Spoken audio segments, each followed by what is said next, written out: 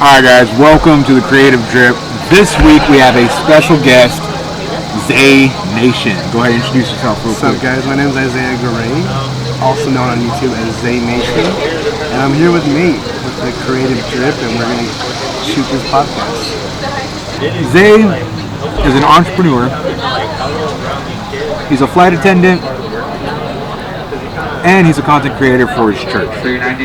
So I've asked him to come and ask me questions with some of the things that he may be struggling with, whether it's creatively, entrepreneurially, or when it comes to church content creation in general. So I pass it over to you. What questions do you have for me so that we can answer and then talk to those who are watching and also give them an answer? Yeah, I mean, cool. I think the one major question I'm dealing with right now is not creating enough content. So at what point is enough content for creating for church? Okay, so just for church. Just for church. So not creating enough content for church. So I would say creating enough content comes down to you, the individual. Enough content for you could be 2 times a week. Enough content for me could be 7 times a week. So I would go back to what is the mission and vision of your church? And is the amount of content that you are able to produce, does it match that mission and vision? And then going to how developed are you in the creative ways, I guess you can say, videography, photography, and content creation, to be able to say, okay, I can record this and put a video out the next day. Or hey, you know what, we recorded on Sunday, now we have a calendar of where we are supposed to post Monday, Wednesday, Friday. So in order to get more content out there, you have to look inward and say, okay, what is it, like what's my true capacity? Are you a one-man team? Do you have multiple people? There are a lot of things that play a role in providing enough content, but at the end of the day, it's enough content is what is it that you can produce weekly without burning yourself out, without overdoing it, without saying, oh, I got too much on my plate, without saying I have too much on my plate, and then you're not able to actually produce, excellence in your content. So I would say enough content is whatever you are able to produce. Okay. And then kind of like feedbacking off of that question, I feel like as you're going through the service, you have all the content ready, what is a good turnaround time to get that stuff posted? Do you post it the same day? Do you post it the next day? Do you post it throughout the week? What's a good time to post it? So that's a great question. When it comes to posting the content that you capture, it's funny, I'm going to go back to the capacity. Are you depending on how big your team is, right now I have a team at our church of about 10 to 12. We have content creators, videographers, photographers. We have people dedicated to just stories. So the turnaround time depends on how well your team works together. How fast does your content creators, are they able to create the videos or create the reels or carousels for you to post? Yeah. And once you're able to figure that out, then you can say, okay, set up a content calendar. Are you wanting to post Monday, Wednesday, Friday? Are you wanting to do Mondays and Fridays with an invitation on Saturday? What I recommend to churches and creative teams is starting off with a minimum of 3 days a week, with a turnaround time of Monday being your first post. And so capturing content on Sunday with a turnaround time of Monday. And that could be Monday morning, Monday afternoon, or Monday evening. Just depends on your capacity to turn around a photo or a video that kind of recaps that Sunday. And then if you want to talk terms of what do we post, one of the structures I've really liked doing is Monday is more of a recap of Sunday. Nobody's going to be watching Sunday services on a Wednesday. So recaps usually Monday. If you're doing 3 days a week, this is your system. Mondays are the recaps. Wednesday you want encouragement or motivation. Like I said earlier, nobody's looking to watch a Sunday service on a Wednesday. Just being real, it happens. What they're doing and what they're searching for is an answer to their stress, their anxiety, their worry. You don't know if there's a mom or somebody who goes home to an abusive relationship. You don't know if there's students who are out there who are struggling with their finals or exams or peer pressure or depression or whatever it may be. The middle of the week is like, okay, let's get you over the hill. So how do we encourage you to do that? And going back to the mission and vision, like aligning with that, your content aligning with the mission and vision to now make that eternal difference in the lives of people who see it. So Monday, recap. Wednesday, motivational, inspirational. Friday, you're at the end of the week. Friday, now you're saying, okay, hey, you made it. It's here. Yeah. You got 2 more days till Sunday. Like, you made it. So more encouragement. I would say encouragement and invitation. Like, hey, start getting ready. Whether you're watching online or you're coming in person, Sunday is around the corner. And then if you want to do an extra, it doesn't have to be a post, it could be more of a story, like an actual invitation. Posting that on your story, hey, our times are X, Y, and Z. We'll see you Sunday, here's the address, or having that address in your bio. That's what I would say would be like turnaround time, and then even a system if you're struggling with, oh, what do we post, when do we post? That would be a simple system as well. Cool. When do you know, and this is, I would say, more for the leaders out there, when do you know when one of your team members are, lacking, and how do you go upon that, in a nice way to encourage them to get better in what they do? So this is a delicate question. When you say, can you define lacking a little bit more? So yeah, so like whether it is, because content creation, I mean, we talked about this before. It's not just pictures and videos. It's whether it's singing or preaching. How do you know? Do you have that certain person that you can go to if you're on the other side of it, like if you know you're lacking, or if you're on the leader side of it, like how do you go to that person and ask or tell them like respectfully, like, hey, whether we're not using your videos is because you're not using the camera right, or maybe they don't know how to use the camera. What's the appropriate way of doing that? Yeah. Okay. So if I'll go from the leadership perspective first. If you are a leader, there are signs. There's patterns. Are they showing up to prayer late? Are they just showing up? Are they not actually serving when they're supposed to serve? Are they not able to talk to you as a leader and say, hey, I won't be here X, Y, and Z, or I'm going to be running late? Because communication does matter. For those of you who are watching, communication does matter a lot. Whether it's leader to team member or team member to leader. At House of Blessings on the creative team, like communication is, hey, within 24 hours, there's an expectation of a reply to a text message or to something for any of the leaders there. And then for dream team members, it's okay, within a day or two, like there has to be a reply. I would say as the leader, you have to look for those signs. Those signs of people say burnout, oh, I feel burnt out, or I'm spiritually drained. They will, I don't want to say they use that as an excuse, but they'll begin to say that when they have to serve or when they're not have to, because you never have to serve. It's always volunteer. It's always an option. You were given the option to serve. And so when they're given that opportunity to serve, I've seen scenarios where it's like the day of, hey, I can't make it, I'm feeling spiritually drained, or hey, I'm feeling burnt out. But then you got to go back and notice those signs. Yeah.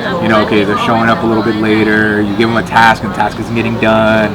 They're not coming to you for direction. You kind of get them to, you kind of see them start going to other people. Oh, man, I got so much to do, and Nate just keeps. It's like, okay, but you're not speaking to Nate. You're not, So as the leader, catch those hints, catch those cycles, those patterns that are starting to happen. And then have the hard conversation. You're not going to want to have it, but you have to have the hard conversation. You have to sit them down and say, okay, hey, let's talk. What's going on? Why have you been showing up late? Why have you been doing X, Y, and Z? Hey, I've noticed that in your work, it's not as excellent as it was previously. Like, what's going on? And you never know. Sometimes they will be a little standoffish. And it's like, okay, so why is that happening? And you always want to make sure, like if you have girls on the team, make sure you pull in another girl with you. preferably a leader, someone who's a leader that's a female, and bring them in with you. Same thing with the guys. Even though it's guy to guy, you want to make sure you have another leader in there, just for safety purposes. Like, hey, all it takes is one person to say, well, no, Isaiah yelled at me and was disappointed in me. And it's like, well, no. Let's have a witness there to show, like, we're having this hard conversation, and it's out of love. Yeah. It's not to say, oh, you're doing bad, you're doing horrible, you're wrong, I'm disappointed. No, it's to say, how can I help you? Yeah. Like, help me help you.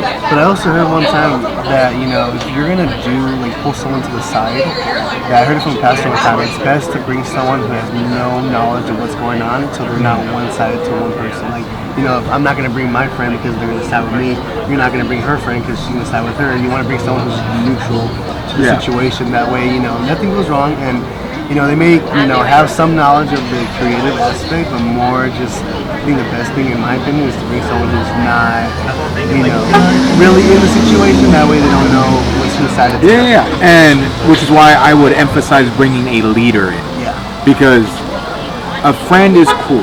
Yeah. Like, yeah, but don't do that. Bring a leader in. And I'm going to use Vin and Delilah. Hi, Vin and Delilah. Vin and Delilah, my aunt and uncle. But they're also my leaders. Yeah. And when I call them in for meetings with people, they don't take sides of, oh, Nate, you're my nephew. No. There are actually times where I've been in the wrong in those meetings, and Vin and Delilah have both looked at me and said, hey, you're in the wrong. Yeah. Like, it's not, no. Like, and so if you were in a leadership position, there is no favoritism. Yeah. I don't care who you are, there is no favoritism. Like, you have to stand in that space of, like, okay, I am here to be a witness. I'm here to guide the conversation, make sure it doesn't get out of hand, and things are like, that's why you have the witness there. Yeah. So yes, definitely get a leader, because leaders should always be impartial. They shouldn't have a side. Once you have that hard conversation though with your team member, then it's the next steps. Yeah. Okay. For me, it's okay. How do you help me help you?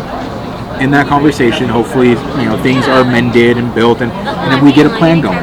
Okay, so maybe you have too much on your plate. Let's lighten the load.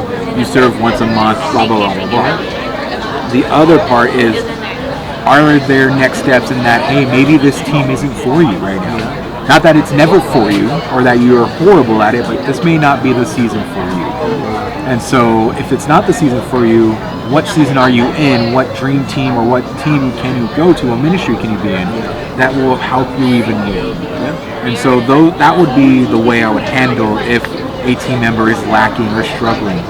And then at the heart of it, it's as the leader, what are you providing your team to make sure that they have rest? To make sure that, you spot those signs of burnout or of spiritual lacking. I don't think I said that earlier, but spiritually drained. Like, are you making sure your team members are praying, reading, fasting? Like, there's things as a leader you have to implement to make sure that your team is like, I don't want to say up to code, but like that they are doing what needs to be done. And it's tough because you can't have eyes on them all the time. It's a trust, like, hey, I trust you're doing X, Y, and Z, but as your leader, if I see you're not, like, I'm going to call you out on it in a loving way. You never want to attack. You never want to attack a person. Once you attack them, they're gone. They will not open up. They will not trust you. So never attack them. And then even further is, are you leading by example? They will follow. So if you look at churches and everything, it all follows the leadership. How the leadership performs, acts, and does, everybody else will follow suit. So are you praying? Are you fasting? Are you reading your word? Are you doing devotionals? Are you showing up early? Showing up on time? Like, how does that show up for you? Are you being the correct example for you? Now, all of that to show how I would handle that situation of a team member lacking. The moment you turn it into, oh no, it's a me thing. Like, oh no, it's all me. I got this. My talent will take me there. Your talent ain't taking you anywhere. Your talent can take you from A to B, but God's the one that's going to take you to C, D, E, and F. He's going to, like, talent without anointing is nothing. It's just something that you've taught yourself. Like, anointing, in my eyes, the anointing to have or sorry, to be anointed in an area, you're able to now break the barriers that man has set for man in those positions. Musicians, singers. Oh, I can't hit that note. Okay, yeah, because you're relying on your skill. You're not relying on the anointing that God has given you. Oh, I'm not reaching X amount of people on social media. Yeah, because you're still leaning on your own understanding. And so, partnering with God in those areas. So if you can see as a leader, you're not producing the correct fruit, then you shouldn't be in that position. Yeah. It's an internal thing. Like, where's your heart at? Are you being selfish? Are you doing it for the glory of people to like worship you in a way? Oh, I did that video. Yeah. Oh, I sang that song. That was all me. No, it wasn't. Another way to see it is, are you actually developing other leaders? If you are a leader who's not developing other leaders, it's time for you to take a step back. Like, you were led by a leader who turned you into a leader. Yep. So why aren't you working on making other leaders? And a lot of times it goes back to that, oh, they can do it better than me. Yeah, let them do it better than you. Exactly. Like for me, and by the grace of God, like I have been working with my team, and God knows there have been some times where it's like we're pulling each other's hair out, we're arguing, but we all still love each other. We all still work together. And now we're getting to a point where it's like, hey, I'm all hands off because I'm building the leaders to now take over, so I can go and do more for the kingdom, for the creative team. So, what kind of fruit are you producing? Are you actually enjoying it? Is it something that's bringing you joy? If it's not bringing you joy, get out. Like go find something that brings you joy. I'm a firm believer in that if you are not passionate about X, Y, and Z team, then the difference you make isn't going to be as big as you may expect it to be. Because you're going to be carrying that baggage with you of, oh, I don't want to be here. Or, oh, if only I could be doing X, Y, and Z. Cool, talk to your leaders. Try to get into X, Y, and Z. You know, I like to say it's like clothing. Try it on. If it fits, amazing. If it doesn't, we'll find you a different size. We'll find you a different ministry. And if it's like, oh, I'm a leader, but I got to change ministries, you may be brought down a little bit. Cool, God may be humbling you and saying, hey, it's not all about you.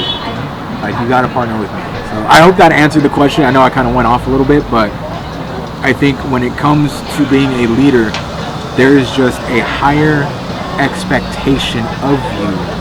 Like, there is no more, oh, I'm just here to show up. The team members just need to show up. Exactly. You need to show up. You need to be praying. You need to be fasting. You need to be leading, developing consistently throughout the week. Like, there is no more, oh, okay, I can be late a little bit, or I can. As a leader, you set the bar, you set the standard. And I feel like going back to that, when you were saying, like, you know, I don't want them to be better than me. Doesn't it feel great when you mentor someone and they pass you and they're even better than you? You're like, okay, all that knowledge that I gave them, they were able to grab that and just make fire concept. Yeah. Just like back and forth. It is amazing to see. One of my creatives out there, Alma. So started off very shy, very timid, but she is one of my favorite content creators. There are things that she would create that would have me flabbergasted, Really? dumbfounded. And I'm just like, you made this? Like, I mean, little help from me. I'm not gonna take any credit or anything. Like, but to be able to see, like, hey, the seeds that I was planting and watering over X amount of time, like, you made this. Yeah. And you know, she'd come up, oh, hey, here's it, like all timid and shy, and I'm like, Yeah. yo, you made this. Like, you did. This is great. Yeah. So, also as a leader, every win matters. No matter how small or how big, celebrate those wins. Yep. Your team will love you for it. Like, and don't do it, I want to be loved by my team. No. Actually celebrate the wins. Every week, during our huddle, hey, all right, what's your win for the week? What's going on in life? What are you excited about that now hey, I'm here to now do that or make a difference in somebody's life because I've gotten the win. I know how to win for others, or I know how to make other people's days have a win, something like that. Right?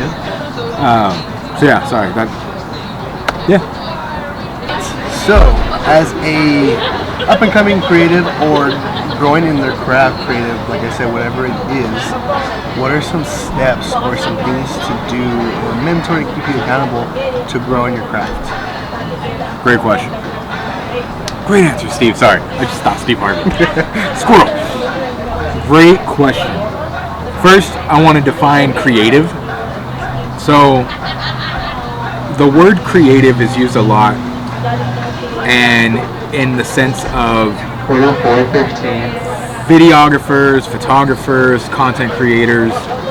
But when it comes to the creative drip, yes, that's a focus for me, but I expand on it more of if you're a singer, if you're a writer, a poet, dancer, artist, like all of those for me are under the umbrella creative. Literally. And so to keep developing, I would say one, find your craft. So what is it you want to develop in? Photography, videography, painting, drawing, poetry, writing, singing. Singing is an art form. Singing is being creative. Like, there's so many things you could do vocally that a lot of people, again, a lot of singers, oh, I'm not a creative. Why am I going to go follow this or do it? You're creative. It's just no one says they're creative because it's so much. Poetry and artists, you're creative. The things, the words that you write down on paper to create the story, to build the emotion, that's creativity. God created man in his own image, and that includes his creative nature. Like, God is the original creator. And so, sit with that. God is the original creative, and you were made in his image. You were made just like him, and that includes his creative nature. And so, to develop, we have to take on things that stretch us. I spoke in one of my other YouTube videos a while back on being idle. If you are in your realm of creativity and you are not growing, then you become useless. Like, that's just what it is, because you're not seeking out new help. You're not developing yourself. I like to talk about King David. King David was idle in his home when he saw Bathsheba. He should have been out with his army fighting the war or whatever was going on. But what happened? He stayed back, became idle, and he fell. What happens when you become idle is that you stop creating. You stop being creative, and then you get to that point, oh, well, I just haven't had any great ideas. I just haven't had... Okay, so step one, what are you doing outside of church or outside of that one day that you do create? Are you making videos? I'm going to speak towards the photography, videography based people. Are you taking photos? Are you taking video? Are you creating something to post on your own page? That would be like the base, I would say, in developing your skill. From there, it's okay. Now, let's go to YouTube. I would even say let's go to TikTok. Hey, photography strategies to try, video strategies to try, composition. Learn more, dive a little bit deeper into it. Don't just snap the photo. How are you telling the story? Don't just sing the lyric. I just heard somebody say it a couple weeks ago, Jason Lamb. He came and helped us out, and he was like, when you sing, everything's a story. You are telling a story with your voice, with your body, with your facial expressions, with your hand movement. Like, what do you do? How are you doing that in poetry? How are you doing that with artistry? How are you doing that with photography and videography? Then, finding a mentor. Finding somebody, whether it's on YouTube, whether it's in person. For me, I didn't have that mentor, and then I found him, and this dude is amazing. Omar El-Takouri. I always mess up his last name. Omar, I'm so sorry, man. But the content he was making made me get FOMO of, I can make stuff like this. Why aren't I making stuff like this? Because I was getting comfortable. Because I was getting idle. And so I challenge those who are listening to this, are you in a space that's comfortable? Because you may have to step out. Be uncomfortable. Oh, but I don't want to go up on the stage and film. Oh, I don't want to sing that high note, or I don't want that solo, or I don't want to go to the art show and show my stuff because it's ugly. Get out of your comfort zone. You will not grow. You will not develop. You will stay where you are if you're not willing to step out of your comfort zone.